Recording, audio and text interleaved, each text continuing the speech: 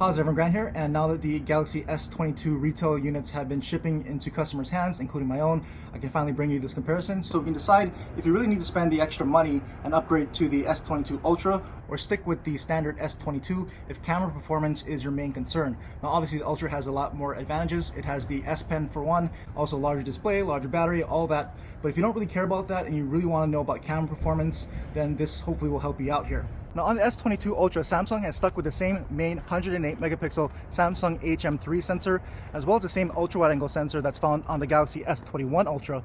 But interestingly enough, they've changed over from their own Samsung telephoto and periscope zoom lenses over to slightly smaller Sony lenses. And just like last year, the standard S22 has the same camera setup as the Plus models, except this year Samsung has decided to change up all the sensors, going with a larger 50 megapixel Samsung GN5 main sensor, a different Sony ultra wide angle sensor, and just like the Ultra, going away from their Samsung telephoto lens over to a Sony lens. But in the end, all that really matters are results. So take a look at all the photos and videos and let me know what you think.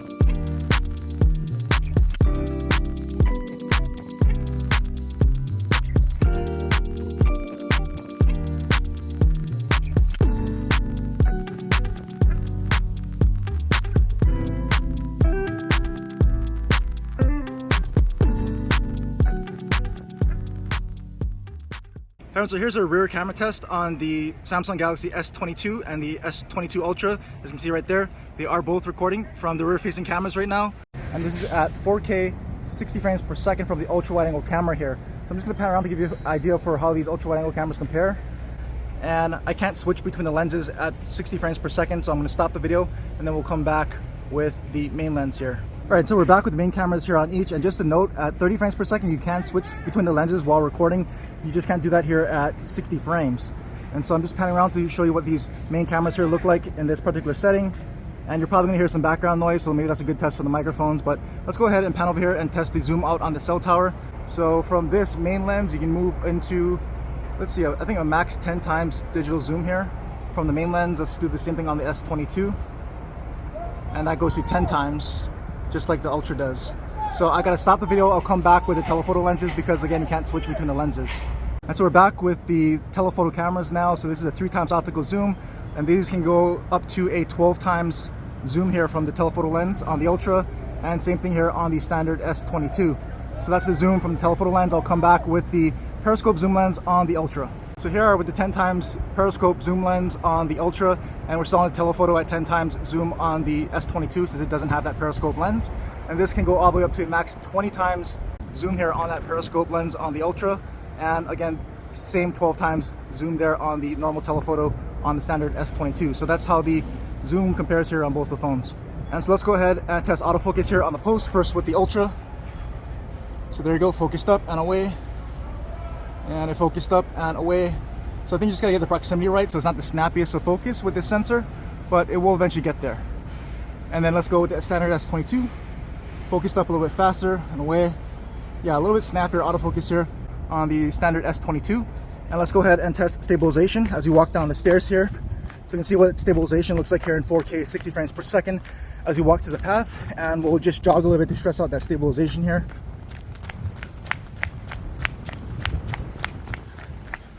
And we'll stop here and pan up into the sky so you can see how it adjusts for that really bright sunlight. And so we're back with Pro mode here at 4K 60 frames per second from the main camera. I just want to give you a view for what this looks like here. I think it controls the exposure a little bit better than the auto mode. Auto mode's going to try to boost everything up, and exposure, especially with the sun shining on these leaves, gets a little bit out of control, and so it looks a lot better here in Pro mode. And you'll also notice the shadows don't get lifted up as badly, or as much I should say, so it just depends on your preference. I also have the audio in the frontal audio position, so the mics are directing towards me, so the audio might be a little bit better, might be canceling out some more of that background noise than it was in full auto mode. So just want to give you a quick sample of what Pro mode kind of looks like here.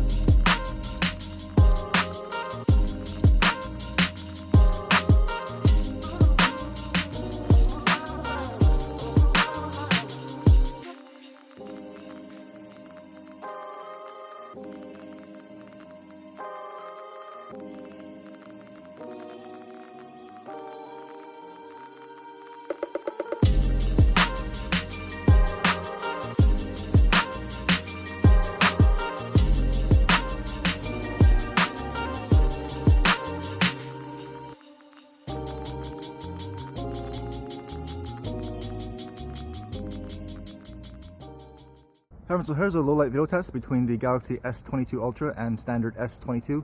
This is the ultra wide angle lens on each to start at 4K 30 frames per second. So I'm just panning around to give you a side-by-side view here of how these two ultra wide angle cameras compare. And they should be looking pretty similar, if not the same. And let's go ahead and move into the main lens now. You can see those trees are pretty dark against that skyline. So let's tap in on the Ultra to the main lens, and you can see the image brighten up. And now on the standard S22. And again, same thing. So let's pan around here with the main lens, give you a feel for what that looks like here on both of these main camera sensors. You can see how they do into that bright street light, flaring that out a bit. Not too bad considering how bright that light really is. And so if we pan around this way, we'll just start walking. So we're going to test the stabilization and also give it a chance to see how these cameras perform in a bit more challenging lighting situation, because obviously that was some pretty good light back there. We're going to move over to a much darker area, see how they perform there. Also, like I always say, pay attention to the stabilization. Tends to get more micro jitters, especially in low light here. And already as we round the corner, it is much darker, but both cameras, like Samsung will do, will pump up the ISO. You can see it's much brighter than what I'm seeing with my own eyes, and that comes at the expense of some noise. As we go up into the night sky, as I always say, there is some light pollution, but it seems fairly accurate in the viewfinder, but you're going to see a good amount of noise there. And as we move this way, you've got a mixed lighting situation down this darker alleyway, coming off with some of these lights accented off the building. So you can see how these cameras handle this situation. So there is your 4K low light test on both phones.